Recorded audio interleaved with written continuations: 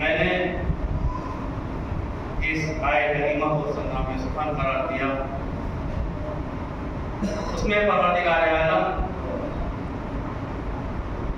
اپنی زینتوں کا تذکرہ کر رہا ہے. اِنَّا زَيَّنَّا السَّمَاءَ الدُّنْيَا بِمَصَابِيحَ کہ بے شک ہم نے آسمان کو ستاروں کے ذریعے سے زینت بخشی ہے. اور یہ بات بھی قابل غور اور ہمارے اذہان میں راسخ رہنی چاہیے کہ زینت اور خوبصورتی اور دیبائش ہر انسان کا فطری حق ہے. ہر کوئی یہ چاہتا ہے کہ وہ خوبصورت دکھے, اچھا لگے, اسمارٹ دکھے. اور اس میں جوانی اور بڑھاپے کی کوئی قید نہیں ہے. جوان بھی یہی چاہتا ہے, توجہ نہیں دے رہے آپ, جوان بھی یہی چاہتا ہے اور بوڑھا بھی یہی چاہتا ہے کہ دیکھنے والا اسے خوبصورت کہے, کیونکہ یہ فطرت کا تقاضا ہے. اور فطرت ہمدانی ہوتی ہے, ہر کسی کے اندر یہ فطرت پائی جاتی ہے, چاہے وہ کسی بھی قوم و ملت کا ہو, کسی بھی مذہب و مسلک کا ہو, چاہے انڈیا کا ہو, پاکستان کا ہو, بنگلہ دیشی ہو, گورا ہو, کالا ہو, چھوٹا ہو, بڑا ہو. ہر انسان کی فطرت یہ کہتی ہے, اس کا شوق, اس کی تمنا, اس کی آرزو ہوتی ہے کہ وہ خوبصورت دکھے, اس کو لوگ اچھا کہیں, وہ اسمارٹ دکھے. تو اللہ نے بھی جگہ جگہ قرآن میں متعدد آیات میں اپنی زینتوں کو تذکرہ کیا ہے اور ارشاد فرمایا اِنَّا زَيَّنَّا السَّمَاءَ الدُّنْيَا بِمَصَابِيحَ کہ دیکھو بے شک ہم نے آسمان دنیا کو ان ستاروں سے زیبا بخشے, زیبائی بخشی ہے, خوبصورت بخشی ہے. پھر کہا المال والبنون زینت الحیات الدنیا, دیکھو یہ مال اور اولاد تمہارے لیے زینت ہے, مال اور اولاد تمہارے لیے زینت ہے. پھر ارشاد فرمایا وَلَقَدْ جَعَلْنَا فِي السَّمَاءِ بُرُوجًا وَزَيَّنَّاهَا لِلنَّاظِرِينَ کہ دیکھو ہم نے آسمان میں بہت سارے سیارے چھوڑے ہیں جس کے ذریعے سے ہم نے پوری کائنات کو جگمگایا ہے اور اس کو خوبصورت بنایا. جا کے سنیے, ہم نے تمام سیاروں کو بنایا اور آسمان کے لیے خوبصورت بنایا ہے. یعنی جب اللہ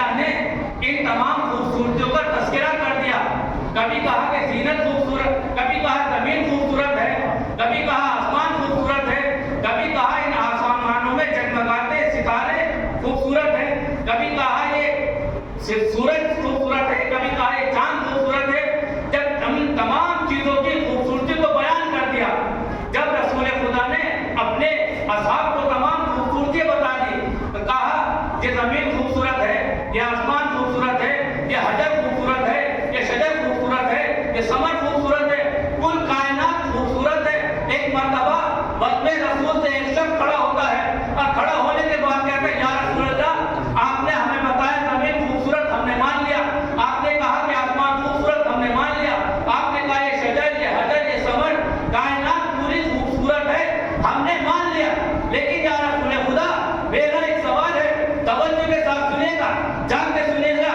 मेरी तवज्जो आखिरी अल्फाज से चाहता हूँ। जब रसूल ने कहा कि तमाम कायनात खूबसूरत है, तो बद में असहाब से एक शख्स उठा और उठने के बाद सवाल करता है, या रसूल अल्लाह, आपने बताया जमीन खूबसूरत, हमने मान लिया। आपने कहा आसमान खूबसूरत, हमने मान लिया। आपने कहा ये फिजाएं, ये खलाएं, ये सब कुछ खूबसूरत। लेकिन या रसूल अल्लाह, मैं चाहता हूँ अगर इन तमाम खूबसूरती को, इन तमाम जीनतों को एक जुमले में बयान करना चाहें, कोई ऐसा क्राइटेरिया बताइए, कोई ऐसी हद बताइए कि जो एक जुमले के अंदर पूरी कायनात की खूबसूरती सिमट कर आ जाए, पूरी कायनात की खूबसूरती समझ कर आ जाए। रसूल खुदा एक मरतबा मुस्कुराए और मुस्कुराने के बाद कहा कि देखो, अगर तुम सारी कायनात की खूबसूरती को एक जुमले में समेटना चाहते हो तो सुनो, जीनतुल अर्ज़ अर्रिजाल, ज़मीन की जीनत अल्लाह ने रिजाल को बनाया है, मर्दों को बनाया है, और जीनतुल रिजाल अली इब्न अबी तालिब, और तमाम मर्दों की जीनत को अली इब्न तालिब करार दिया है। सलावत पढ़े मोहम्मद व आले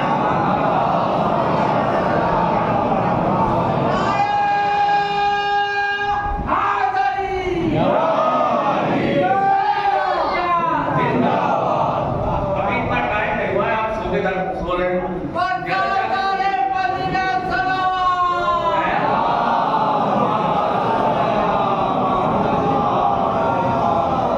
तो रसूल ने कहा कि सारी कायनात की खूबसूरती को अगर एक जगह समेटना चाहो तो वह अली मुर्तज़ा की जात है।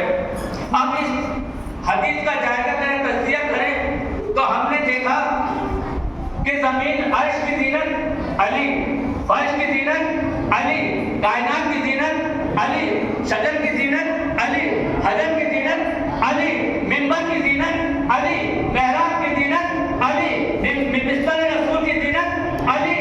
मैं कहना चाहता हूँ कुल कायनात की जीनत को अली मुर्तज़ा कहते हैं, और जो खुद अली के लिए जीनत बन जाए उसे ज़ैनब कुबरा कहते हैं। मोहम्मद व आले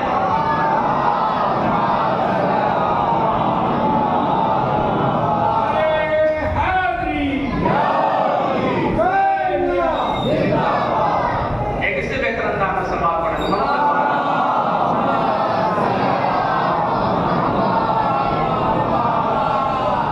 जो कुल कायनात के लिए जीनत बन जाए उसे अली मुर्तज़ा कहते हैं, और जो खुद अली के लिए जीनत बन जाए उसे ज़ैनब कुबरा कहते हैं। अब यहाँ मैं समझता हूँ ये मजलिसों का तसद्दुक़ है, तुफ़ैल है, उसकी बरक़ात है। हर बच्चे को जनाब ज़ैनब के माना पता होंगे कि ज़ैनब का मतलब क्या है, माना क्या है, मफ़हूम क्या है। ज़ैनब का मतलब क्या है, ज़ैनब का नाम का माना क्या है, अपने बाप की जीनत। ज़ैनब मुरक्कब है दो लफ्ज़ों से, यानी दो लफ्ज़ों से मिलकर बना है ज़ैनब।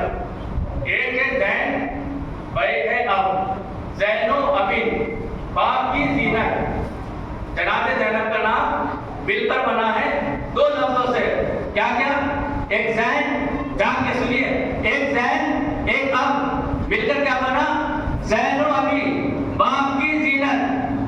कायनात के अंदर दो ही खातून ऐसी हैं कि जो कायनात में सिर्फ दो ही खातून ऐसी हैं कि जो अपने बाप की माँ कहलाई और एक अपने बाप की जीनत कहलाई। एक उम्मा अबूया कहलाई, एक ज़ैनो अबिया कहलाई। माँ को फातिमा ज़हरा कहते हैं, बेटी को ज़ैनब कुबरा कहते हैं। सलावत पढ़े मोहम्मद व आले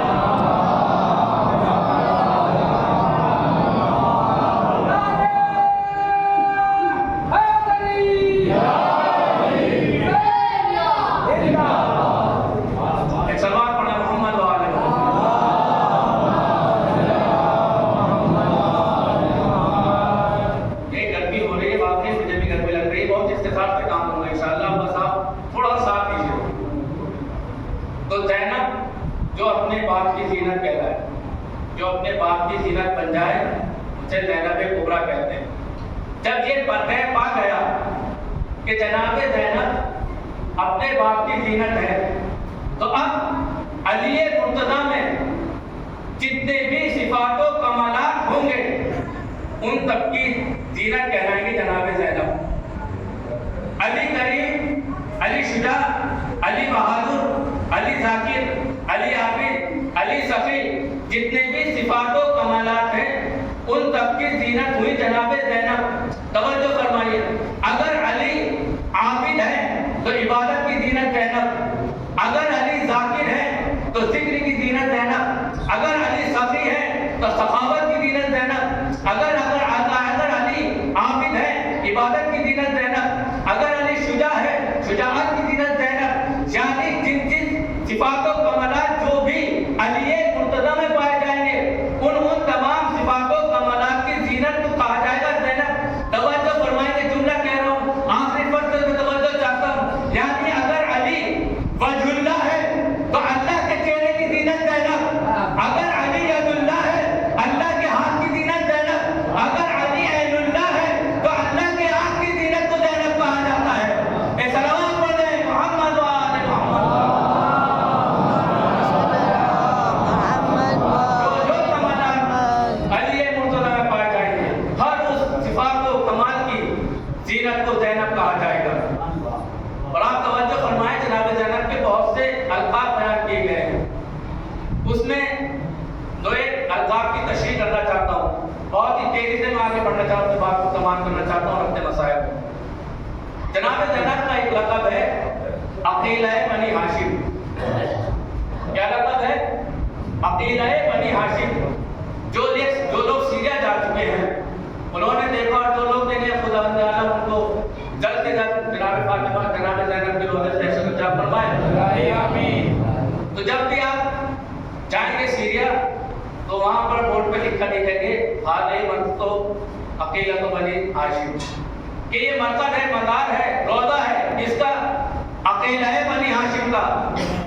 یہ روضہ ہے، مرقد ہے، مزار ہے، قبر ہے اس کی عقیلہ بنی ہاشم کی، عقیلہ بنی ہاشم کی۔ دیکھیں معصوم نے کیا کہا؟ عقیلہ بنی ہاشم۔ معصوم نے عاقلہ نہیں کہا۔ عاقلہ ہونا اور عقیلہ ہونے میں زمین و آسمان کا فرق ہے۔ عقیل بھی عقل مند کو کہتے ہیں، عاقلہ بھی عقل مند کو کہتے ہیں۔ توجہ فرما رہے ہیں، عقیل بھی عقل مند کو کہا جاتا ہے اور عاقل بھی عقل مند کو کہا جاتا ہے، لیکن معصوم نے عاقل نہیں کہا، عقیلہ کہا ہے۔ توجہ فرمائیے، دونوں میں زمین و آسمان کا فرق ہے۔ لیکن اگر معصوم کسی کو عاقل کہتے ہیں کہ فلاں شخص عاقل ہے، بہت سمجھدار ہے، تو اس کی ذات کے لیے اس سے بڑا کوئی فضل اور کرم نہیں ہوگا۔ اگر معصوم کسی کو عاقل کہہ دے تو اس کی ذات کے لیے اس سے بڑا شرف اور کرم کچھ نہیں ہوگا، کیونکہ معصوم نے کہہ دیا ہے۔ اور معصوم جب کسی کی تعریف کرتا ہے، یہ بات ذہن میں رکھیے گا، جب معصوم کسی کی تعریف کرتا ہے تو اس کی تمام ذات کو نظر میں رکھ کے تعریف کرتا ہے۔ معصوم کے کلام میں تو چاپلوسی نہیں ہوتی، کوئی اس کلام میں غلو نہیں ہوا کرتا، بلکہ جو حقیقت میں مبنی ہوتی ہے وہ تعریف کیا کرتا ہے۔ یہ تعریف تو ہم کیا کرتے ہیں کہ ابھی سامنے کچھ ہے پیچھے کچھ ہے، سامنے تعریفوں کے پل باندھ دیے، جیسے ہی کمر گھومی دراز پلٹے ایک طرف برائی شروع کر دی، یہ ہمارے ہاں پایا جاتا ہے۔ لیکن معصوم کے لیے یہ نہیں ہے۔ معصوم نے جس کی تعریف کر دی حقیقتوں پہ مبنی تعریف کی ہے، جس کی برائی کر دی وہ تعریف کے لائق نہیں ہو سکتا۔ یہ معصوم کا کلام ہے، جس کی تعریف کر دیتا ہے اس کی تعریف لائق پرستش ہے، یعنی اس کو واقعی عاقل مانا جائے گا۔ لیکن اگر کسی کو عاقل نہیں کہا تو اس کو عاقل نہیں کہا جائے گا۔ لیکن یہاں معصوم نے جناب زینب کو عاقل نہیں کہا، کیا کہا؟ عقیلہ کہا ہے۔ عاقل میں اور عقیلہ میں زمین و آسمان کا فرق ہے۔ توجہ فرمائیے گا، فرق بتانے والا ہوں، عاقل کسے کہتے ہیں، عقیلہ کسے کہتے ہیں، زمین و آسمان کا فرق ہے۔ توجہ فرمائیے، اس سے پہلے کہ میں اس نام کی تشریح کروں، خود مولا علی کے نام کو دیکھنا پڑے گا۔ جیسے ہی مولا علی کے نام کے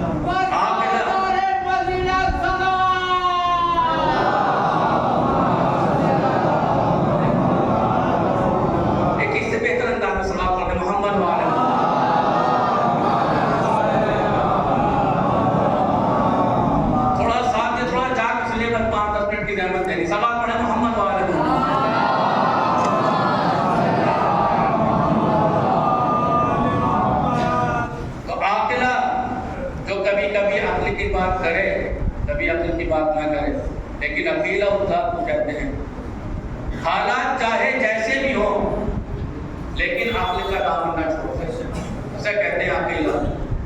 ہم نے کربلا میں دیکھا کہ جناب زینب نے اپنے بھائی کا لاشا دیکھا، جناب علی اکبر کے سینے پہ برچی کا پھل دیکھا، جناب علی کے گلے میں تیر بھر کا تیر دیکھا، لیکن تاریخ بوسیدہ سے بوسیدہ تاریخ کہیں نہیں بتاتی کہ جناب زینب نے کوئی ایسی بیعقیدہ بات کی ہو۔ ہم نے جب بھی دیکھا جناب زینب کو یہی کہتے سنا، ما رأیت الا جمیلا، ما رأیت الا جمیلا، میں نے کربلا میں خوبصورتی کے علاوہ کچھ نہیں دیکھا، جو دیکھا جمال ہی جمال دیکھا، جو دیکھی خوبصورتی ہی خوبصورتی دیکھی، کیونکہ جناب زینب عاقلہ نہیں ہے بلکہ عقیلہ ہے، اور عقیلہ اسی کو کہتے ہیں کہ حالات چاہے جیسے بھی ہوں وہ عقل کے دامن کو نہیں چھوڑتی ہے۔ کہ صلوات علیہ محمد۔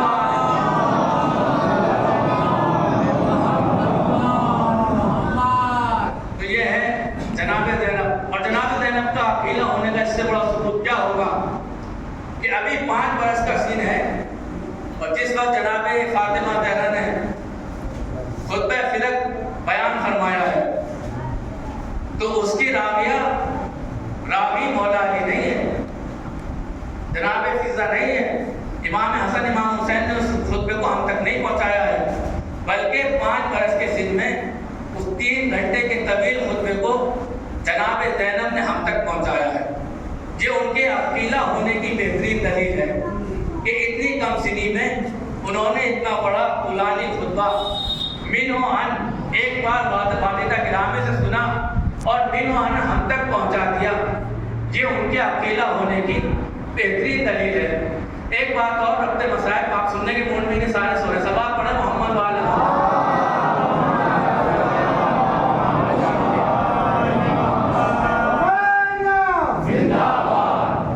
ایک سلوات اور پڑھا محمد والا۔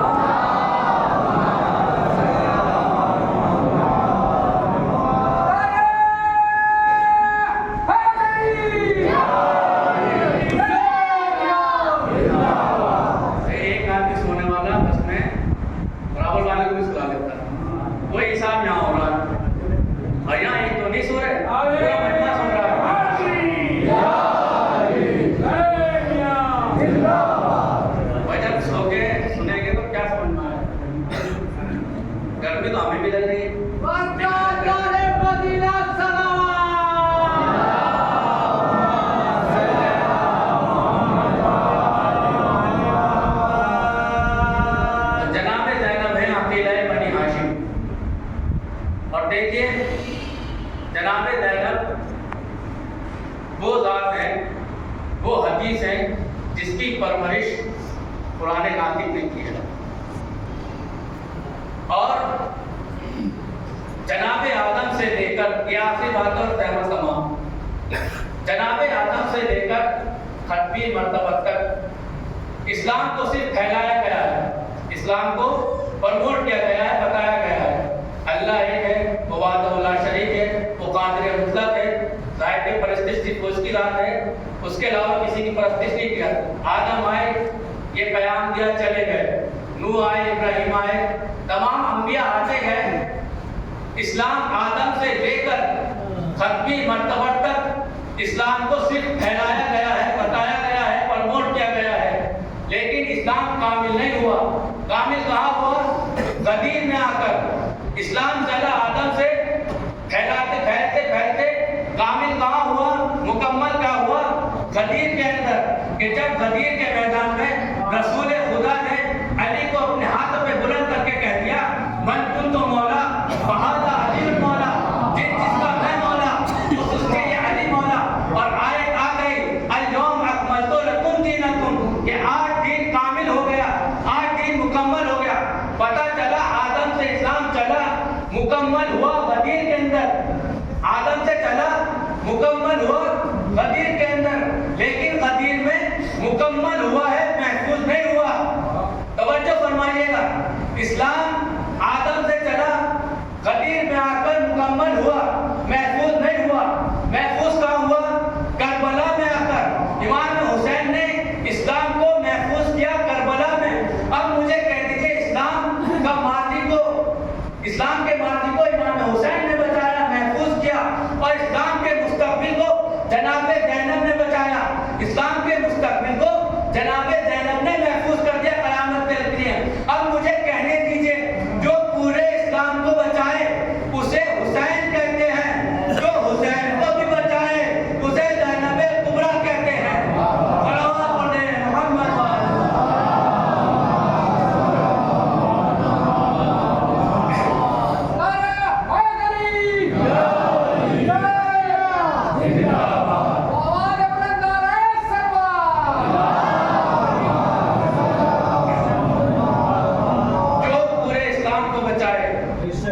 اسے حسین کہتے ہیں، اور جو حسین کے مقصد کو بچاتے ہیں اسے زینب کبریٰ کہتے ہیں۔ عزادارو، یہ نفسیاتی بات ہے، اور کیجئے کہ جو بھی خطیب منبر پہ آتا ہے خطاب کرنے کے لیے، اس کی چند شرطوں کا ہونا ضروری ہے۔ اگر وہ چند شرائط نہ ہوں گی تو خطیب خطاب نہیں کر سکتا۔ کتنا بڑا بھی خطیب ہو وہ اپنی بات نہیں پہنچا سکتا۔ سب سے پہلی بات کہ وہ اپنے مجمع کے درمیان خطاب کر رہا ہو، اس کے سامنے بیٹھنے والے اپنا مجمع ہو، اس کی بات کو سمجھنے والے ہو، اس کو کھانا پینا اچھا ہو، اس کا لباس اچھا ہو تاکہ لوگ اس کی طرف متوجہ رہیں، کھانا پینا اچھا ہو تاکہ وہ اپنی بات صحیح سے پہنچا سکے۔ لیکن ہم نے جناب زینب کو دیکھا، نہ کھانے کی کوئی خبر تھی عزادارو، لباس ایسا کہ جو کربلا سے پہن کے چلی تھی وہی لباس کربلا صبح و شام تک پہن رہی، اور کھانے پینے کی بات ایسی جو 3 سال محرم سے کھانا پینا بند ہوا ہے، تاریخ نہیں بتاتی کہ جناب زینب کو کب کھانا ملا ہے۔ میں نے کہا خطاب کرنے کے لیے مجمع اپنا ہونا چاہیے، لیکن جناب زینب نے اپنا خطاب ایسے لوگوں کے درمیان کیا کہ جو کبھی حسین کو خارجی کہہ رہا ہے، کوئی باغی کہہ رہا ہے۔ عزادارو، جب عصر عاشور امام حسین کو ذبح کر دیا گیا، امام حسین کو قتل کر دیا گیا، امام حسین کو شہید کر دیا گیا، ایک مرتبہ ظالم نے حکم دیا کہ ابھی کوئی اپنے گھوڑوں سے نہ اترے بلکہ خیام کا رخ کرو، ابھی خیام کو تاراش کرنا ہے۔ تاریخ نے لکھا ایک مرتبہ فوجیں چلی، خیام میں آگ لگائی۔ تاریخ بتاتی ہے کہ بیبیاں کبھی ایک خیمے سے دوسرے خیمے میں، دوسرے خیمے سے تیسرے خیمے میں، تیسرے خیمے سے چوتھے خیمے میں جاتی جا رہی ہے۔ حمید ابن مسلم کہتا ہے کہ میں نے دیکھا کہ ایک معذبہ کبھی خیمے کے اندر جاتی ہے، کبھی واپس آ جاتی ہے، کبھی جاتی ہے، کبھی واپس آ جاتی ہے۔ میں نے سوچا شاید اس بیوی کی کوئی قیمتی چیز خیمے کے درمیان میں رہ گئی ہے۔ ایک مرتبہ میں نے کیا دیکھا کہ وہ بیوی، وہ معذبہ بڑی تیزی کے ساتھ خیمے میں گئی۔ کیا دیکھا کہ اپنے کھانے پر کسی جوان کو لے کر آ رہے ہیں۔ کیا دیکھا وہ امام سید سجاد تھے۔ میں کہوں گا مولا امام حسین، یہاں مقابلہ مقصود نہیں ہے، لیکن کیا کروں، آپ بھی 3 دن کے بھوکے پیاسے تھے، جناب زینب بھی 3 دن کی بھوکی پیاسی تھی۔ لیکن آپ سے جوان کا لاشا نہ اٹھتا تھا۔ لیکن زینب کو دیکھیے، زینب کی غربت دیکھیے کہ جوان کو اپنے کاندھے پر لے کے آ رہے ہیں۔ آپ کی آوازیں کی دیا پتہ ڈھونڈی، خدا آپ کو کوئی غم نہ دے سوائے ہونے سے یہ شہدا کے، خدا آپ کی رحمتوں میں رحمت نازل کرے، آپ کی آوازوں پر رحمت نازل کرے۔ ایک مرتبہ جب شام غریبہ آ گئی اور جناب زینب ٹوٹی ہوئی لے کر خیموں کا تلایا پھر رہی ہے، جناب عباس کا کام کر رہی ہے، ایک مرتبہ جیسے جیسے تاریکی چھاتی جا رہی ہے، اندھیرا بڑھتا جا رہا ہے۔ تاریخ نے لکھا جب چھوٹے چھوٹے بچے تھک ہار کر سو گئے تو جناب زینب خیموں کا تلایا پھر رہی ہے۔ کیا دیکھا کہ ایک سوار نمودار ہوتا ہے، خیموں کی جانب بڑھتا چلا آ رہا ہے، خیموں کی جانب بڑھتا چلا آ رہا ہے۔ ایک مرتبہ جناب زینب کہتی ہے، اے سوار تو وہیں رک جا، ابھی چھوٹے چھوٹے بچے تھک کر سوئے ہیں، پیاسے بچے تھک کر سوئے